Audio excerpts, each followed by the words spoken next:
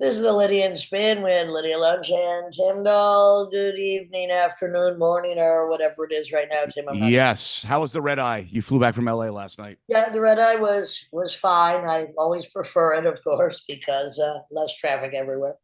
But yeah, that's the end of a long run. I was in the desert for a while. That was as hot as it's going to be here this weekend. So here we are. Well, what's interesting is as the Trump administration basically defunds the National Oceanic and Atmosphere Administration, they came out with a report that since they've been tracking sharks, and it is Shark Week on Oh, Discovery, um, we love it. they've been able to track and make predictors on where hurricanes are going to land because they migrate away from they have a sense to migrate from where these things for whatever reason the atmospheric pressure change, and they're like, holy shit, we can actually make really good predictions about where these things are By going the to. sharks. Yeah, by the sharks, but the administration doesn't believe in science, so there's going to just cut all that kind of scientific. Yeah, anything scientific, anything fact based, seems to be diminishing daily in this administration of endless fuckery. Yes, and now it looks like get ready for a Ghislaine pardon because he's freaking out about the whole thing, and Yeah, he sent his lawyer to meet her, but that's not going to make that go away. If she comes out and says, "Hey, he never met," well, we all know he's on the list. So I don't understand. He and just lies and pictures of Epstein at his weddings. Come on, we oh, he know. was on the plane. At least dozens. I don't know about hundreds, but whatever. Now the big thing that's coming out actually is the financial tracking of the billions of dollars into Epstein's account. That's where that's being investigated by a separate department. That Follow the actually, money. yeah, follow the money. That's right. Of course, they hide it. Wow. I mean the list goes on and on and on and on and on. Just every day there's just more bullshit. And Um, again, it always brings me back to Desaad and the fact that no matter how outrageous his literature was about the acts of the rich, they can fucking kill whatever they want. And there we go. and they do. Although there has been a recent study um, of all types of primates and high social mammals that the alpha male is not as dominant as they once thought, and as we knew, but even in terms of the power of mating, the females have a lot more power and completely will dominate certain social behavior with females much smaller than very much larger males, and that the witches have all types of power that have not been previously officially acknowledged in the science Well, community. you say the witches, yeah. Well, that's Well, what I made that. I connected those dots. Yes. yeah, well, I mean, it is time to rise up and rise above because the situation is dire. But other than that, here we are in the dog days of summer, and we'll have Yes. some shows soon. And we have Dougie Bowne on today, We who have Dougie Bowne, and he's I haven't talked to him in a long time. Very a great, important. great guest. This guy, when I talked to him on the phone before the whole podcast, this guy's worked with so many people. He knows so many people. His life is music, and Like again, the connective tissue. It just one thing leads to the other, leads to the other, and then there we go. yes, And his new album is great. his new album's great. One more story before we send it off to the Let's go. podcast. Trista Riley and Chris Arnold of Connecticut got arrested after having sex on a JetBlue flight. And I'm not talking about the Mile High Club in the bathroom, Oh, full on row 25. what? Oh, yeah, yeah. And like people, like kids were looking, people were like, what the hell's going on? So it wasn't just like, yeah, I think it started with like a little hand job underneath like a blanket, but it went into full on sex. And then like, everyone like stop, like into blowjobs. I mean, just like what the hell's going on here? Got arrested, I guess. Well, yeah, upon landing, they were arrested immediately. Did they have? Did they entertain us with an excuse? They couldn't help themselves. Lack of oxygen. Well, Had they to have be they have done. lawyers. I hope it was worth it. I mean, I'm all for freedom, but there does come a point you got to Yeah, protect the come on. children from your naughty Yeah. behavior. I mean, if you're Jesus. going to do it in public, get paid for it at least. Yeah, who knows what I was mean, going on with really, those two.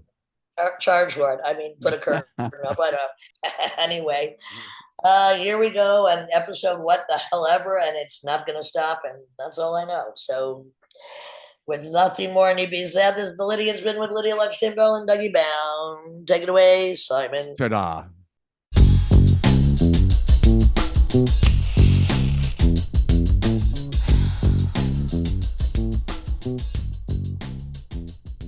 This is the Lydia and Spin with Lydia Lunch and Tim Dahl, and our guest today is Dougie Bowne, who, although he played on my seminal or seminal, as I like to call it, album Queen of Siam way back in the day, he's done so many other things since then and played with so many people. Very happy to have you here. John Cale, Iggy, Marianne Faithfull, Yoko Ono, Laurie Anderson, many years with the Lounge Lizards, and now for the first time in 28 years, your latest album, Stars Are Indispensable, which is fantastic. It's a hypnotic, mesmerizing drum and bass, guitar, electronics, kind of creepy, kind of sexy, instrumental record. And congratulations, Dougie Bowne. Here you are. Finally, my friend. Thank you so much. It's great to be here. Yes, and it's great to have you. And before we get started, I just have to say when I moved to as a youngin, I guess, when I moved to New York in '98, Dougie was kind of just very helpful. I didn't know anything, and in terms of just how it worked in terms of being in New York. So Dougie was actually just encouraging and just sweet the whole time. So I'll preface it all with that. We played. We did. Remember, I used to play a tonic every Yep. month, basically. I was like, the sub, when someone canceled, John and Melissa would call me and can you do a thing, Like I played there every month all the time. Yeah, you had just different characters come in. We do an improv. Yeah. I think I came out of a rehearsal. I happened to have my bass on me, and then you're like, "Hey, do you want to play tonight?" I was like, "Sure." And That's really interesting to me because it's like we worked together in what was it, 79, 80 yes, for yes, Queen of Siam, 80, yeah. right? And I didn't meet Tim until what, Tim, 10 years ago, 12? No, like 2012, 13 already. Jeez. Wow. Okay.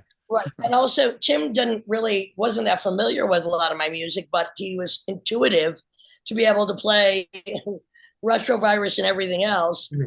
And so that's interesting that you two in the middle of that intersected. This Yeah. is why we call this the connective tissue. Well, what's wrong with that, Dougie? What about intuition and music? Because you're a drummer and you're kind of threw yourself into a very wide spectrum of music. Was that intuitive or is that just curiosity? What would you say? Well, first of all, there's no place for intuition or emotion in music. Okay. That's good. Wrong. Fine. Let's start there.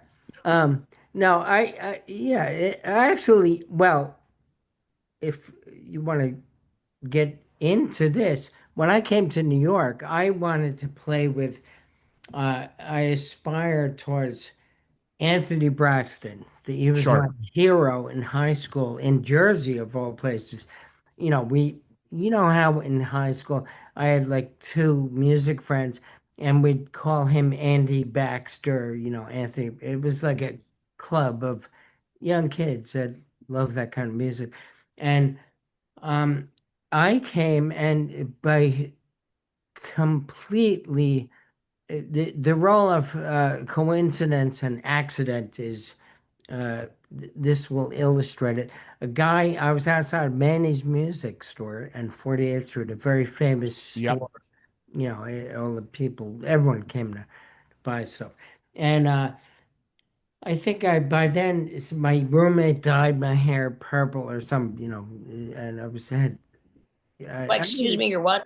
My Say that again. My roommate had dyed my hair purple or something. And What year is that? It's like 1979, 78. And like this all happened really fast. And I didn't know uh, John Cale. I had no idea who he was. I never heard Iggy Pop, and I like Miles and jazz and R&B, actually, weirdly. And a guy on the street said I had a drumstick bag, and a guy named Chuck Hammer. He saw me and said, "You look cool. You play drums. Can you play?" And I was like, "Yeah, I can play." That kind of youthful bravado. Yeah. And he said, "I'm playing with John Cale, and you want to come down? He needs a drummer right now." And I actually did, like it was the next day or something. I went to play with him, and I had no idea. And my friends, like the guy who dyed my hair, they knew all that stuff, like the Velvet Velvet Underground. Underground, John Yeah. Cale solo No, records, they all were of it. into Yeah. all, Bowie, and I They're like, didn't are know. you shitting me? You don't know about this guy? Now, this is really funny though, because we went back, we jammed for like an hour and a half, and I went back to my friend's Kevin's house, and I said, I don't know, it's got John Campbell. We played like one chord for like an hour, waiting for a man or something, and he almost beat me up, because he was drummer, he also, and they loved, Cale was a hero to these people, and so John hired me and fired the guy who invited me, which was really funny. Of course, I went, played with John, and he got the So whole what band period, together. what album was this, or That what was period? that was Sabotage, and we got the band together, and George was not in the band Well, yet. wait a second. This is what we have to go through. So you're talking about George Scott, who Yes, was in Eight Eyed Spy, yeah, right? yeah, Well, yeah, let me just, because you said Manny's record store. Or music Bleecker store. Yeah. Bob's. Yeah, Bleecker Bob's, which yeah. was a record store, Bleecker. I just got to New York and I went knocking on the door. I was after hours, I think. And I'm like, hey, I need a job, which was, Yeah. and there was a tall skeletal creature in there with a big afro, white dude. And he's like, we don't have any jobs here. I'm like, well, let me in. What kind of music do you like? And he goes, and so we started talking, and he brings me back to his apartment. And that's where I meet George Scott, Oh, wow.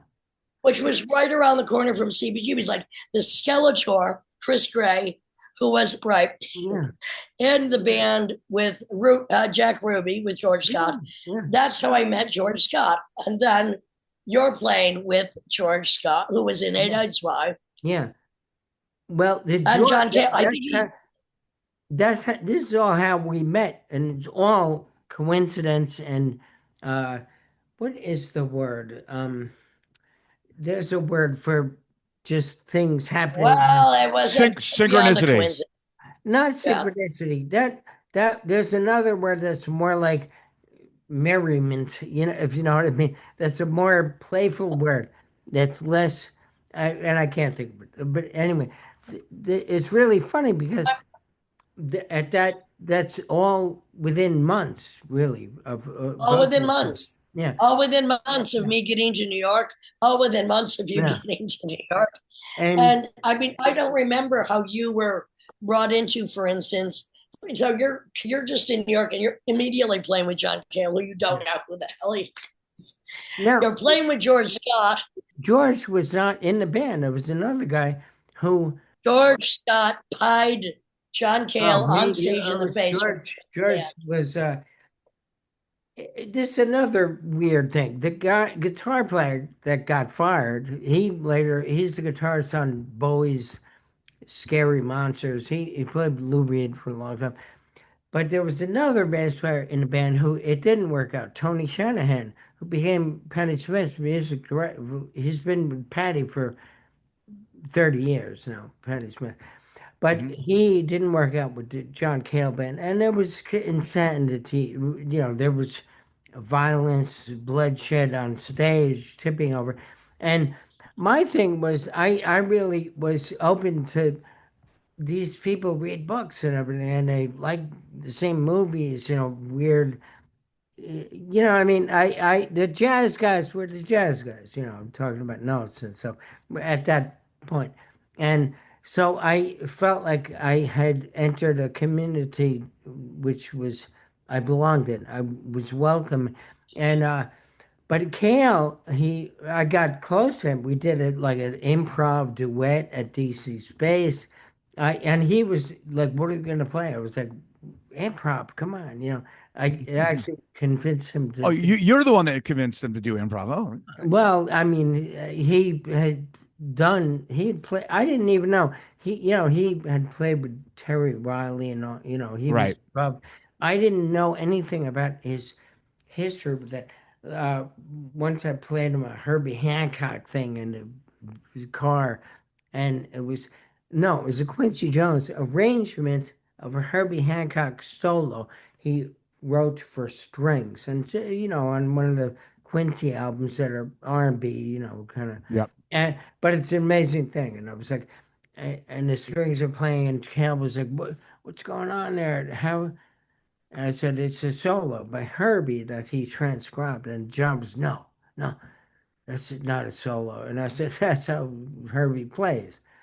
It's that. So John Cale was not hip to Herbie Hancock? Well, he knew who Herbie was, but he didn't like. He didn't listen to that kind of music that much. Okay. Did he listen to anything? I never heard him. I never saw him listening to. But we had he was kind of funny even back then. He said something to me once. I was all listening to compositional music already, and he was like, "Oh, it's too dictatorial," he said. Like, and I remember arguing, and I was in a station wagon. I didn't argue with him. I was a kid, but I was like, I don't know, what I think of that.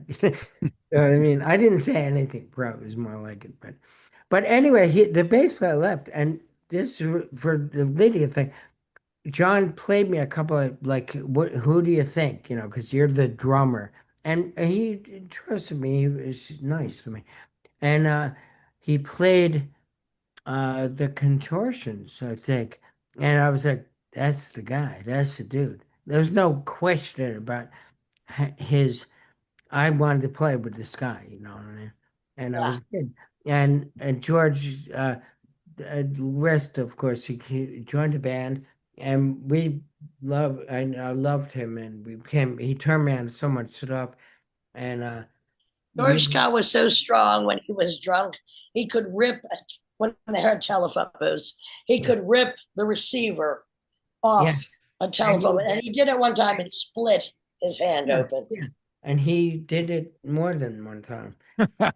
But He did it, man. he carried a switchblade, and so he was we, this the other side. I'd go to George's house, and he was the guy. For example, I know we're talking about the past. I don't know if that was the intention, We but can talk about anything. all right, about everything.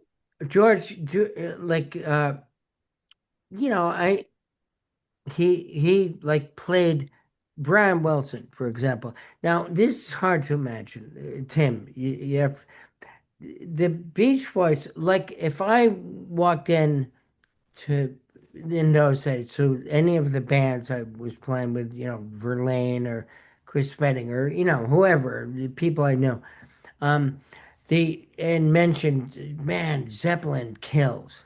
You'd get kicked out. There was no. That was the other side Oh, of, right. and Exactly. it I was get it. the gangs, and so the the Beach Boys were just not cool. Now of course, and George played God Only Knows for me, and it was like, listen, man, listen, what's going on there? Like he was a deep guy. I just never listened to it because I didn't think it was cool. And when you're 20 or you're young, Well, I still don't like the Beach Boys, and you're not going to convince me otherwise, but whatever. I So may be able to do it if anyone can. No, I'll it's a flip matter it. of I don't. Yeah, I like music, so Yeah, me too.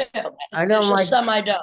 Yeah, I don't like. I have an interest though in harmonic development or whatever, chords and Sure.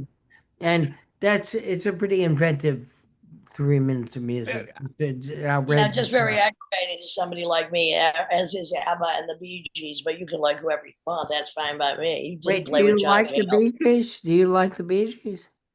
No, No, I she hate doesn't. them. She No, okay. doesn't. She All right. doesn't. I hate I have harmonics. to go. I'm I sorry. hate harmonies. No, Well, the thing is, even if you're in the hip underground and all that shit, if you're doing it regularly, ultimately you come to the same conclusion. Like, well, I just don't give a shit what other people think I like or not, because inevitably you play in front of no one at some point, and you have to just commit to your being committed, commit to being committed, and so maybe is that where he was coming from? Like, I don't give a shit. I just like what I like, and maybe that was a lesson. I don't know. well, like it's interesting. George is an important guy in this No Way, whatever that scene. That was a short. Torsions, Edet by John Cale, Jack Ruby, which was Yeah, really yeah, 75. I went to one of their rehearsals when I yeah. got to New York. And Yeah, I that mean Jack was Ruby early. is it's like the bridge between garage rock and punk. Yeah, exactly. And so you have a guy whose intelligence, musical and art, his integrity was very profound. It was a deep thing, and a wild man. He didn't talk like as pretentiously as I would.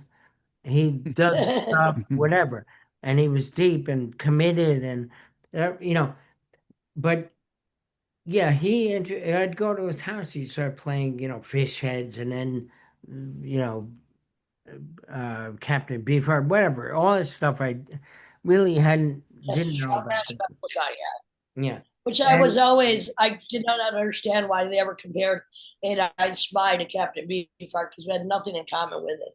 And actually, it was my least favorite musical project I did, except for working with Pat and working with George, and except for one song, which we still do to this day, Dead Me You B side, which is like garage forensics, but it got too popular. I I wasn't impressed. actually I saw you guys I was right a foot away from you at tier 3, and But that my foot might have been in your chest, holding the audience back.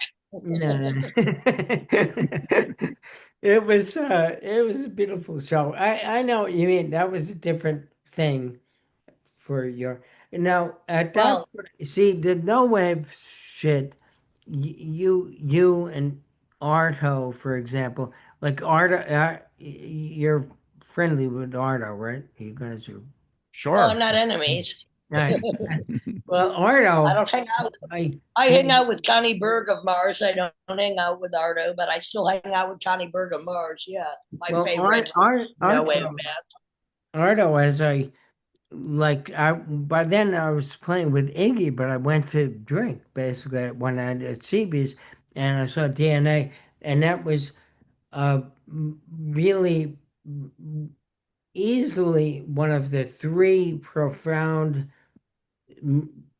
thinking changes of my life, and that because I didn't have no New York, I didn't know all this, and I was like, Well, it just had come out at that point anyway. Maybe it didn't yeah, even come out when you saw them. yeah, no, So I saw them I in was just 80. reference. I guess I saw them But at what their period? So wait, you're playing with Iggy. What period? Like right after the Stooges? What album? no, Stooges were like when I was in high school. I think uh, he was already on Arista Records, and Soldier had come out. Okay, Oh, so okay. And I have a funny story actually about this too. This is real. I quit Cale's band. And I went back. wait, what? I Quick, quit quick, John Cale, Kale. and Yeah.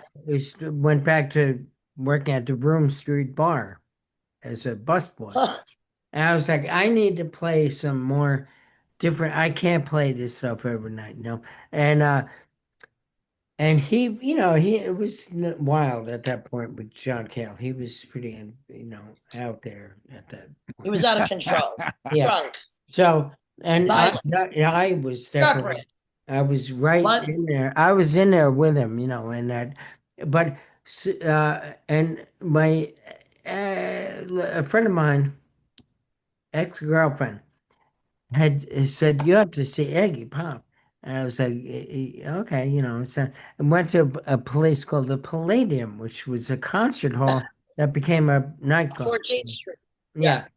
And I, that's one of the other four things that it was so like epigenetic to me. I stood the whole time on the chair legs, which I could do at that point, and I was like, he was like a 5-year-old out of control, like this crazy energy, and he was running back and forth in the music. It was great, and I was like, this is the shit I need to be playing. This is because wanted to. Cale, I tipped out drum sets, not You as wanted a to pound it dad. out for a while. You I, wanted to I, pound it out. well, I was, I felt, uh, re just before the end of the Cale thing, George and I both, we were like, by the end of the tour, played the Whiskey a Go Go. And in the middle of the show, I was playing okay, but it's like, I'm not communicating with these people. I'm just playing. And I There. Yeah. really freaked out, tipped over shit in the middle of a show and left, like Whoa. during a show. Whoa. And Kicked the yeah, drums over and left. yeah, and we weren't done. So I walked out. I was crying. I was upset. I was, and it's, as the tour, tension of that.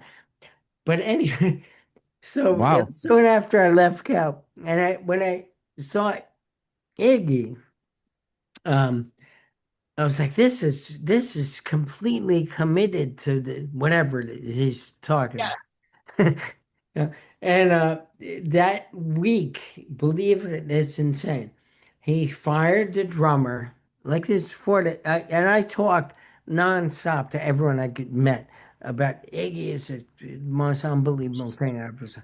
And so somebody calls me and I'm at home, landline. I answer, Dougie, this is Iggy Pop. I'm on tour. We need a drummer. I fired a guy. And it went on for like a minute and a half. I was like, get the fuck out of here. Come on. Not even, I didn't, I thought it You was, thought it was a prank. You thought it was a prank. I think, because I was talking, I thought it was somebody, a friend of mine. And it was him. And he said, come down the next day. And I did. And, and this is the funny, complicated aspect of it. We go the next day. I never heard, learned Lust for Life or something. We went and bought an album, and it was a roommate of mine. He needed a bass player too, and we start playing the band, and not him, in a rehearsal studio, and we're playing, and the guys, I'm nervous, and the guys are pros. It's Ivan Kral, from Patti Smith Group, and not Richard Saul yet. He played from Patti Smith, but it was pro rock. It was Rob Dupre, a great guy, but they were just meeting me, and we start in Lust for Life, and we're kind of getting into it, and they there's no singer though. I think somebody was singing the word. And the door of the rehearsal room goes, it just Flies open. flies open and there's a leg straight out with a boot on. He kicked the door in. It's Iggy. And he walks in, he's holding a Jack Daniels. I mean, this sounds like I'm making this up. Yeah, but he's holding a bottle and he looks at me and looks at the band and he runs up, pulls the mic out of the stand, kicks the mic stand across the room, and we do the last verse and the chorus, and we end, and it's a rock ending, or Yeah. and I hit the cymbal falls, pulls the guitar player's cord out of his amp, and Jim just looks up and says, "You're hired." Cool. All right. It's a funny story, That's right? funny. And then you go on the road with him, Yeah. and then And then from there you Oh, see. wait. How long on the road and where on the road? We just went What years? What years? This is What years? 1981, 80. And we made, we toured constantly, and he had nowhere to live even. This is also in books. It's like his worst Oh, period. I read about that because he at the end of the tour, because I live in Bensonhurst now. It was one of the roadies lived in Bensonhurst, and he moved in with his roadie's mom's basement or something like that. Maybe that's a different time because Okay. he was staying at the Iroquois Hotel, which is next door to the Algonquin. Sleazy hotel in New Yeah, York. it's next Not door an to upscale hotel. Algonquin, the famous. What? The Algonquin is next door to the Yeah. table. And who was it? Uh, Lillian Hellman or It was Dorothy Parker, the Algonquin. Yes, of course. What new Well, hell it was is not the there? Algonquin. It was the Iroquois. Yeah. No, it was right next door. They're both next door. Yeah. And so anyway, I toured with him for like a year or something. And then we made an album which is notoriously considered among his worst. And it was Well, okay. I have to say this as somebody that loved the First Stooges albums, loves Kill City, and just did Johanna with the George Jonestown Massacre for their Iggy tribute record. I had Lust for Life, few good songs, Idiot, few good songs. It's kind of shaky after that. yeah. Kind of shaky. It's yeah. Yeah. It's a But fully let's go. Let's step sideways. Let's step sideways for a minute. How did you come into my world with the Queen of Siam through Pat Irwin? How did that even happen? George, I have no George. memory. No. George and Pat. Because George and I quit John Cale's band the same day, together. And we just there were tensions between John and me and George. Everybody. Yeah. So we quit same time. And then it was, I'm not sure exactly if it was after I left the band. I may have been playing with Iggy when we did Queen, but it was basically George introduced me to Pat. And then, Pat Irwin, who was in Edet, who was the main director of Edet Spy and the main collaborator on Queen of Siam. Yeah. So Billy Verplank hated the big band stuff we did with Robert Klein. But it was too bad. Billy Verplank, who did all the big band stuff, he was like, it was an atrocity to him with also bringing Robert Klein in. That we even got him was miraculous. I mean, look, people have their own memories of that album, but it's like one side of it is nursery rhymes that I mostly wrote. The other side is like big band stuff. Yeah. It makes no sense, except in retrospect. It made no sense. Well, so remind me, because I don't remember much about that. I wish that I had gotten to play on both sides myself, because I actually could play that stuff then. Yeah. Huh? Yeah. I mean, all right. So, but do you remember the recording session itself? Do you remember sessions? No, you don't. I mean, I don't either. there is something, but we'll talk about that later, about atomic bongos, right? That we Did kind of, yeah. Did you play? Yeah. But yes, he did. I think Good job. Not my favorite song, but good job. Too popular. Yeah, I did a bongo solo. I don't know if you remember. Your bongo solo is amazing. And that I think is how the song, the bongo solo was before it was the song Atomic Bongos, I think. I'm pretty sure. So it was titled after your bongo solo. I believe so, yes. All right. Okay. Now here's the thing. I'm glad we both have kind of a blank out of this. Go ahead. But it's funny because I also do a bongo solo on the Iggy Pop album. It's weird. I do the first two albums I made, first three. I do two bongo solos. What are these bongo performances flukes, or do Bongo you actually, madness. or do you have a history with bongos? Well, I could, Are you just bongo mad? I bongo, yeah, bongo fury. Uh, I don't know. It was just like, yeah, I'll overdub stuff. I could play that kind of Latin. So Dougie, I kind of feel an all bongo record coming in the future. All Um, bongos, nothing. I am thinking of it now, and you're singing on it. well, I mean, so I mean, Oh well. Yeah, Okay, we'll talk. Lydia, listen, back to bongo. Come on, we can do it. now we're Oh, I talking love it. Back to back to bongo. Back to bongo. I love it. Kind of like Martin Denny gone insane. or Exactly. Maybe just bedtime for wearing a bongo. bongos. Yeah, I'll be wearing a bongo bra. Oh my God. Paradise. Well, I mean, so not only was obviously you're talented enough to be working all the time, but besides your talent, just the trajectory of a musician working as much as they did back in that day, and what it looks Yeah. like now. Obviously, we have the computer, and we have just maybe a different palette for society in terms of what they want out of music. But Well, and you you work know with so many difficult, people. difficult people. Wait, difficult people. Well, that's a different John point. Cale, difficult. Some yeah. might think John Lurie is difficult. No, Yoko Ono, difficult.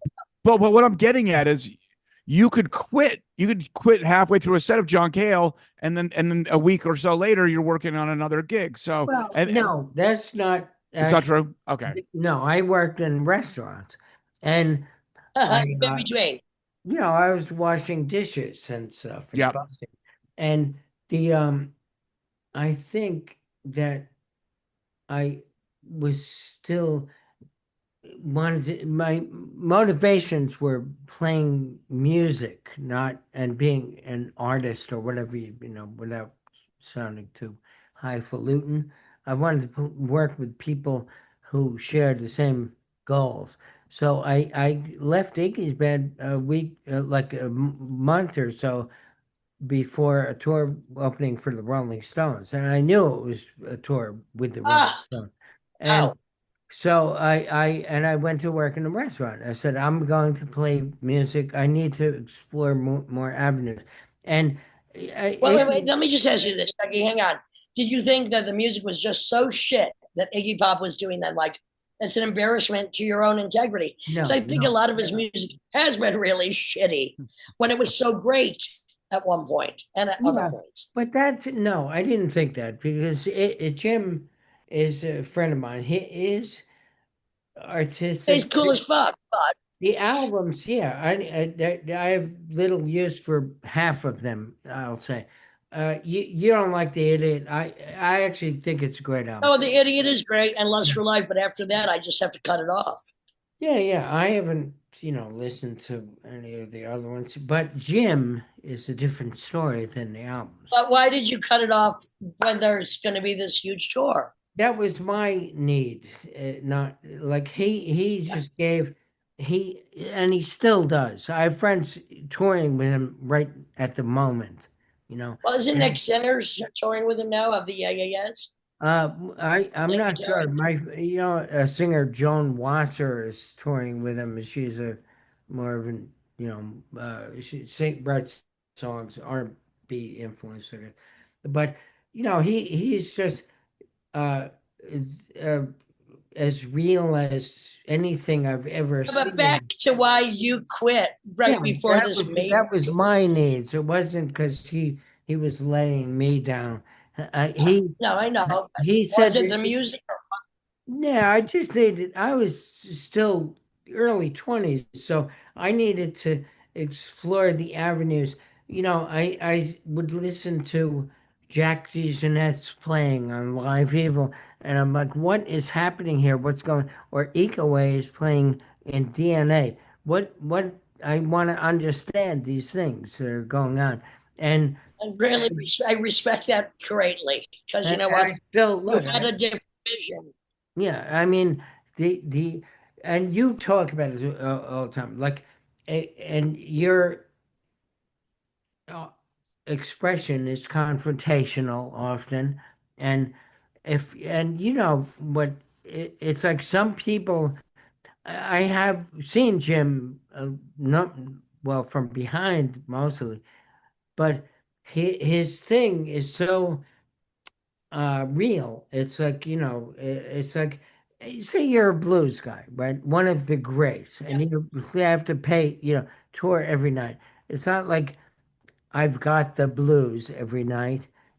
You're doing a thing, and some people are so committed and real when you talk to them or when you see yeah, them play. And Jim is one of those guys, yeah, and John absolutely. Cale is too. And you go on tour, you got to play every night, and people pay to see it and stuff. And I had a whole problem with the whole confrontational stuff. I was like, these people are paying, and if we didn't do certain things, they'd throw shit at us and Yeah, yeah, yeah. follow us. And his stuff was really, there were fights on stage, Yeah, it's yeah. not a joke. He took on Hell's Angels. He didn't Yeah, give a and shit. yeah. And I was like, sometimes, but then with Jim, we're in London, we're on King's Road, right? And I always say, Walking down the street on King's Road. yeah, we were going. We wanted certain kind of jacket, Of course. you know, and but I'm looking at all these people dressed, in their kilts and safety Right. pins and stuff. Total punk rock era, right? And it's like, it was so incredibly uh, conservative to me. And the art ensemble of Chicago, that was punk music to me. Like I didn't see the point. Donny Hathaway was more punk than half of the punks I saw. You know what I mean? It Yeah, was yeah. You don't have real. to convince It me, was honey. I'm no real. wave all the way. I got nothing to do with punk rock at all. I'm just no Yeah, wave. yeah, yeah. I mean, maybe this didn't pass the smell test in terms of just it's so commodified at that point and Yeah. contrived. Is that and obviously the music? Yeah, exactly. Okay. Yeah. I mean, it's like, as Mark Rebo said once about someone else, it's a scream without pain. There's a lot of that I saw, and it's like, I I play a lot of noisy stuff all the time. I have and still do, and if it's hard to have. You have to have meaning in what you do. You have to have what? Meaning, Like conviction. commitment. Yeah, Oh, I yeah. know. You know, My it, problem is I got too much meaning. I know. I understand. yeah, no, yeah, you're the real deal. So Well, I mean, depends on whose cards you're playing with, but that's all right. I'll take it as a compliment. Now, why don't we talk about this new, absolutely hypnotic, scary, sexy, 28 years after your first solo album, finally you decide it's time to shit out another one. But you know what? I always feel this way. It's not the amount of work, it's not how prolific you are, it's how good what you do is. And since I'm more influenced by literature, so if Henry Miller wrote two really great books and a couple of shitty ones, if Hubert Selby wrote four really great books and a couple of shitty ones, doesn't matter. yeah, It doesn't matter how long anything takes. Better to have one great album 28 years ago, another one now, play on other things, I'm sure all good. But now you got what I consider pretty much a freaking masterpiece. It's oh, creepy, it's scary, it's sexy, it's hypnotic, it's weird. Every song has some kind of, and I was reading some reviews where like, if you landed on another terrain, on another planet, maybe you're the only man there, would you be scared? The thing is, I like music that you put on and might scare you at some point or another. So success with that, and it is the stars are indispensable with the bass player Matt Nelson, not the sax player we yeah, play with Matt yeah. Nelson. And you play the electronics, drums, and guitar, and he's doing bass and treated bass. And how long did this? I know it didn't take you 28 years to finish it, No. but when did you decide? Okay, I got to do this. No, well, actually, during the lockdown, I on Facebook, everyone, everyone's having a hard time, music people, and so I I loved it myself, but go ahead. I yeah, loved it I mostly. actually thrived during it. So what I did was, I know, as Tim just mentioned, I know a billion people, so I figured I'll make these little films of trees or sky and have collaborate with people remotely, and they send me stuff. So Bill Frisell, the guitar player, Yep. I started. We did too, and then I was like, I called Percy Jones, Who lives upstate now? Yes. Brian, and I forgot who I did. I did tons of them, like with um Matt and Mike Watt. I did one, and Kung Fu trumpet Drum player, player. Chris Speed, and like I did like 20 of them, and they were people were a little nuts at their little spot of not nutsness on Facebook, and one of the guy I met, the guy Matt Nelson, I seen him playing. I approached him his interest in harmonics and stuff, and we talked about composers. And we made one, and he said, "Oh, I've been thinking about that for a couple of years. Let's make an album." So he sent me Cool. some stuff, and then I got involved in editing, playing along with it, and then he came here and we recorded, and it was just I'm always working. I've been working, for years on other writing music and everything for various outlets, and I just this is interesting. We had a bunch of stuff I had assembled, and Yep. now what Lydia just said is really important to me. If you There's no need for another album necessarily. And if I'm going to make one, we talked about this, Matt and and I want the feeling of when I was a kid. And I just talked about it when I heard Bitches Brew or DNA or something. I'm like, what is happening here? And it's a world you can get into. And that's this what we strove for, like a world to enter. And also, I write, music for film stuff. This was really, I really thought about no wave stuff. I was like, this is gonna have no harmonies or no rhythm, not in time Sure. at all on the album. And What it has is underbelly, mystery, diversity, and some kind of secret that's in there that you don't really know what it is. And that's what's attractive to me.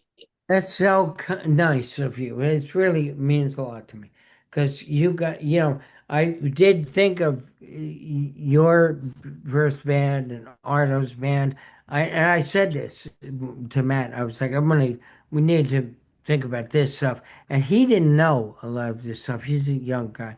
And I was like, we want to come out like that, like that kind of thing.